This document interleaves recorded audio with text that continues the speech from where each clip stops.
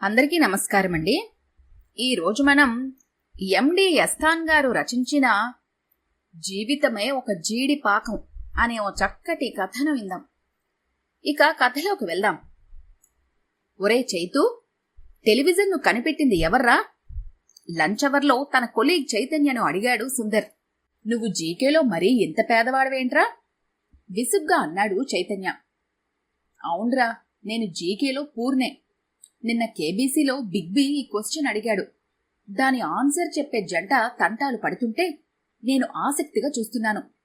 ఇంతలో మీ చెల్లెమ్మొచ్చి, అవతల మనుషులు ప్రాణాలు పోతుంటే మీకు కేబీసీ కావాల్సొచ్చిందా? కళ్ళొత్తుకుంటూ అడిగింది. అదిరిపడ్డాను నేను. ప్రాణాలు పోతున్నాయా? ఎవరివి? ఆశ్చర్యంగా అడిగాను. నిన్న శివుడు ఆవేశంతో గంగను కాల్చేశాడండి. ఏమైందో ఏమో విచారంగా అంది. గంగెవరు? గంగెవరో తెలీదు? నన్నో వెధవను చూసినట్లుగా చూసి దీర్ఘంగా నిట్టూర్చి, గంగ మంగమ్మగారి మనవరాలండి అంది. మళ్ళీ అదిరిపడ్డాను నేను. ఈ మంగమ్మెవరు? మా తాలూకా మీ తాలూకా? తాలూకా కాదు, మండలాలు కాదు. ముందు మీరు టీవీ ముందు నుంచి జరగండి అంటూ ఛానల్ మార్చింది. టీవీ తెర మీద లెటర్స్ పడుతున్నాయి. సైడ్ నుంచి ఈ పాట వస్తుంది. పాడుబడిన బావివమ్మా నీవు, కప్పలు లేని చెరువమ్మా నీవు, నీ బ్రతికే ఒక జీడిపాకంగా రాశాడమ్మా బ్రహ్మ. ముందు టీవీ కట్టేవే. ఆ పాట వింటుంటే నాకు వాంతొచ్చేటట్టుంది. భయంగా అన్నాను నేను. వాంతొస్తే వాష్ బేసిన్ దగ్గరికి వెళ్ళండి, నేను మాత్రం టీవీ కట్టేను మొండిగా అంది. నీకేం పోయే రోగం వచ్చిందే? ఇంకొంచెం సేపు ఆ పాట వింటే చెవుల్లో నుంచి రక్తం వచ్చేటట్లుంది అంటూ చెవులు మూసుకున్నాను. అంతేలేండి, మగవాళ్లది మనసు కాదు, కఠిన శిల. మా ఆడవాళ్ల కష్టాలు నీకేం తెలుస్తాయి? పాపం ఆ గంగకు ఏమైందోనన్న బెంగతో మన కాలనీలోని ఆడవాళ్లందరూ రాత్రంతా నిద్రపోలేదు తెలుసా మీకు అంటూ కన్నీళ్లు పెట్టుకుంది. అలా ఏడవకే. ఎంతకు ఆ గంగెవరో చెప్పవే? నీరసంగా అడిగాను. పైట కొంగుతో కళ్ళు తుడుచుకుంటూ, గంగా తబలారావుకి తల్లండి అంది. తబలారావా? వాడెవడు? ఈసారి నా వైపు కోపంగా చూసింది. మీదేం బుర్రండి, ఎంత చెప్పినా అర్థం కాదు. గడిబిడిరావుకు గంగకు పుట్టినవాడే తబలారావు.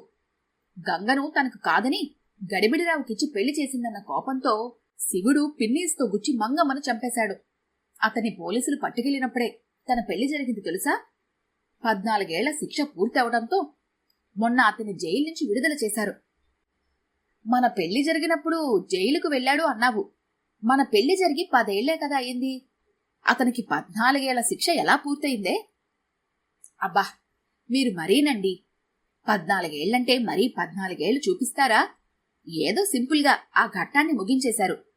ఈ లోపల గంగకు బాబు పుట్టడం, వాడు పుట్టినప్పుడు ఆ సీరియల్ను తాజ్మహల్ టీ స్పాన్సర్ చేస్తూ ఉండటంతో వాడికి తబలారావు అని పేరు పెట్టారు. సీరియల్లా? ఇదంతా నువ్వు టీవీ సీరియల్ గురించా చెప్పటం? అవునండి, మెగాహిట్ సీరియల్ జీవితమే ఒక జీడిపాకం గురించి. అదిగో చూడండి వచ్చేసింది ఉత్సాహంగా అంటూ టీవీ తెరకు అతుక్కుపోయింది. నేను ఆసక్తిగా చూడసాగాను. రీక్యాప్ అంటూ ఏదో కొన్ని పిచ్చి బిట్లు చూపించి తరువాత ఒక చింపిరి జుట్టు వ్యక్తి వచ్చి అగ్గిపుల్ల వెలిగించాడు. ఎవరో మహిళ కెవ్వున అరిచింది. బ్రేక్ అంటూ తెర మీద వాణిజ్య ప్రకటనలు ప్రత్యక్షం అయ్యాయి. ఛ అంటూ నా భార్య లావణ్య నీరసంగా నిట్టూర్చింది. ఇంతలో మా పిడుగు, అదే మా పుత్రరత్నం వచ్చి, అవతల మన దేశం పరువు మట్టగలిసిపోతుంటే మీరిద్దరూ తీరిగ్గా టీవీ సీరియల్స్ చూస్తున్నారా? కోపంగా అడిగాడు. అదేంట్రా, సారే జహాసి అచ్చాయినా మన దేశం పరువు పోవటమేమిటి? నీకేం పిచ్చెక్కలేదు కదా? అనుమానంగా అడిగాను నేను. అవును డాడీ, మన సిప్పరు స్లిప్లో 3 క్యాచ్లు స్లిప్ చేయటంతో శ్రీలంక సింపుల్గా 60 పరుగులకు ఆలౌట్ అయింది. ఇంత మంచి విషయం చెప్పి పరువు మంటగలిసిపోయిందంటావేంట్రా పిచ్చి సన్నాసి?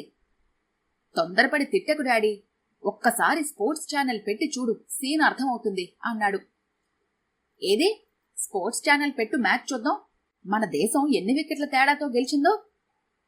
ఏంటి గెలిచేది? 6 రన్స్ 9 వికెట్స్. నిజమా? ఏది చూడ్ని అంటూ ఛానల్ మార్చిపోయాను. కానీ నా భార్యామణి ఆడ సైంధవుడిలా అడ్డొచ్చి, నా జీజీపాకం పూర్తయ్యే వరకు నేను ఛానల్ మార్చనివ్వను. జీజీపాకమా? అదేంటి? జీవితమే ఒక జీడిపాకం షార్ట్ కట్లో మమ్మీ అలా పిలుస్తోంది డాడీ. అయినా నీ పిచ్చి కాని, నేను పక్కింటి నుంచి వచ్చి 5 నిమిషాలైంది.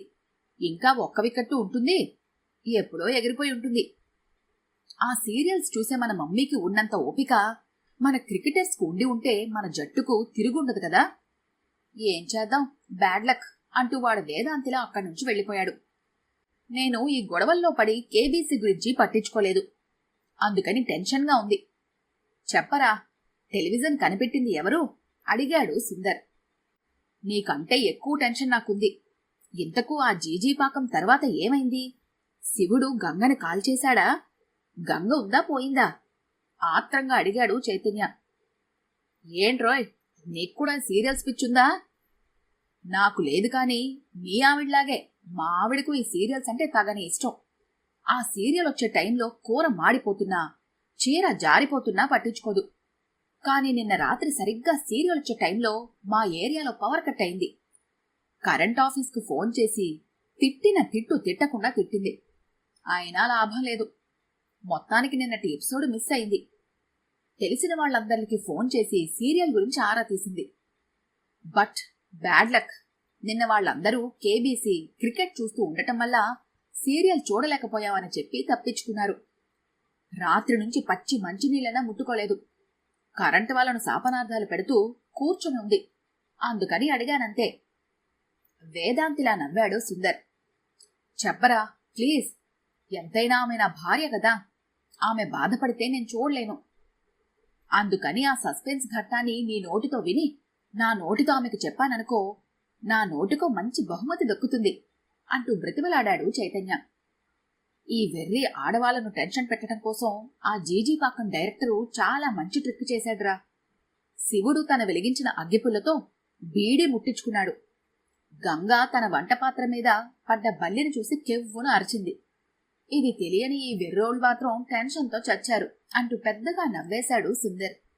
చైతన్య కూడా తేలిగ్గా ఊపిరి పీల్చి నవ్వాడు. సరే, ఇంతకీ ఆ మహానుభావుడి పేరేంటో చెప్పరా? కుతూహలంగా అడిగాడు సుందర్. అతని పేరు జాన్ లాగీ బెర్డ్.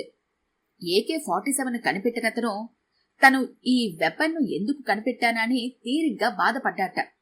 ఇప్పుడు వస్తున్న సీరియల్స్ చూసి పిచ్చోళ్ళైపోతున్న మన భార్యలను చూస్తే ఆ బెర్డ్ మహాశయుడు మరెంత బాధపడతాడో.